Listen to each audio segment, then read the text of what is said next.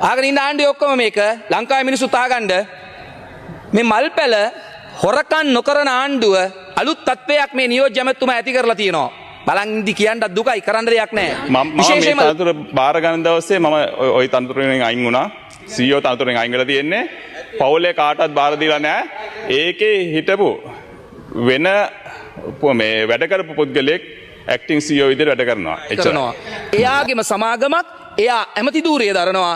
ඒ අතරතුර රජය සමග ගනුදෙනු පවත්වනවා. මේක ඔබේ മന്ത്രി ධූරය අහෝසි වෙන්න තරම් හේතුවක් වෙනවා. මේක ලොකු ප්‍රශ්නයක් තියෙනවා. පාර්ලිමේන්තු මැතිවරණයට නාම යෝජනා දෙන දවසට රජයේ සමග ගිවිසුමක් තියෙන කෙනෙක් නුසුදුසුකම් ලබන. ඩිලාන් පෙරේරා එරෙහිව රාජිත සේනරත්න නඩුවේ වෛද්‍ය රාජිත සේනරත්න මහත්මයාට ජාතික ලැස්තුවෙන් ඔබතුමාට වගේම පත්වෙච්ච මන්ත්‍රීකම නැති උනේ ලාල්කාන්ත මැතිතුමාට මතක ඇති ඒ කාරණේ මත. ඒ නිසා නීතිය අනුව ඔබතුමා නාම යෝජනා දෙන දවසේ ඔබතුමාගේට කොටස් හිමි බව ඔබතුමා පිළිගන්න අදටත් ඔබතුමාට කොටස් තියෙන සමාගමේ සමග රජයේ ගිවිසුමක් තිබුණා. ඔබතුමා කියන පරිදි.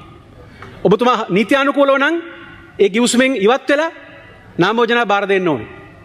ඇල්බර්ට් සිල්වා නඩුවේ ගාල්ල 1977 පත්වෙච්ච මන්ත්‍රීතුමාටත් ඒ ප්‍රශ්නයමයි උනේ. විශේෂයෙන්ම ලබදියාවන් අතර ගැටුමක් conflict of interest තත්වය මේ ගනුදෙනුව හා සම්බන්ධයේ සිද්ධ වෙනවා.